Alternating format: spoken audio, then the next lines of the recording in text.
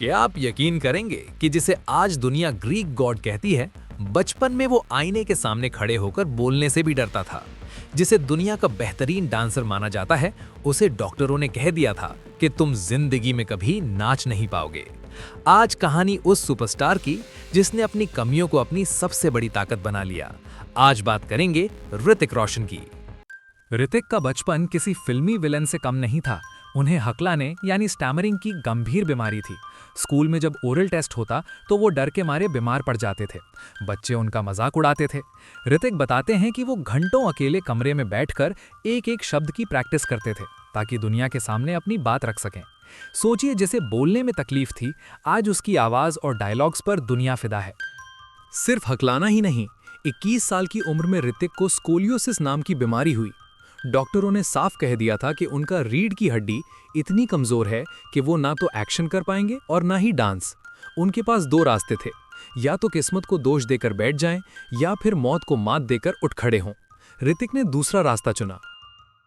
लोग समझते हैं कि राकेश रोशन का बेटा होना बहुत आसान था, लेकिन ऋतिक ने अपने करियर की शुरुआत बतौर असिस्टेंट डायरेक्टर की।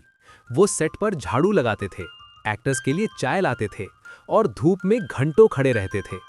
उनके पिता ने साफ कह दिया था कि अगर स्टार बनना है तो पहले जमीन की धूल फाकनी होगी। साल 2000 में फिल्म आई कहो ना प्यार है।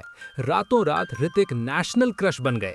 लड़कियां उनके पीछे पागल थीं, लेकिन ये सफलता अपने साथ खतरा लेकर आई। अंडरवर्ल्ड ने उनके पिता पर हमला किया। ऋतिक टूट गए थे। उसके बाद लगातार 5 फिल्में फ्लॉप हुईं। मीडिया ने लिख दिया, ऋतिक द फिनिश्ड स्टार। पर शेर जब 2 कदम पीछे खींचता है तो वो लंबी छलांग की तैयारी होती है। फिर आई कोई मिल गया। एक मानसिक रूप से बीमार लड़के का किरदार निभाकर ऋतिक ने साबित कर दिया कि वो सिर्फ खूबसूरत चेहरा नहीं बल्कि एक लेजेंडरी एक्टर हैं। इसके बाद धूम 2 का स्टाइल हो, जोधा अकबर की रॉयल्टी या वॉर का जबरदस्त एक्शन, ऋतिक ने हर बार खुद को बदला। आज ऋतिक 50 के करीब हैं, लेकिन उनका जज्बा 20 साल के लड़के जैसा है। सिर की सर्जरी हुई, घुटने जवाब दे गए। हाथ में 11वीं उंगली थी जिसे लोग अजीब समझते थे, पर उन्होंने हार नहीं मानी। उन्होंने दिखाया कि हाथ की लकीरें नहीं बल्कि माथे का पसीना आपकी किस्मत लिखता है। ऋतिक की जिंदगी का सबसे डरावना मोड़ साल 2013 में आया। फिल्म बैंग बैंग की शूटिंग के दौरान उन्हें सिर में गंभीर चोट लगी।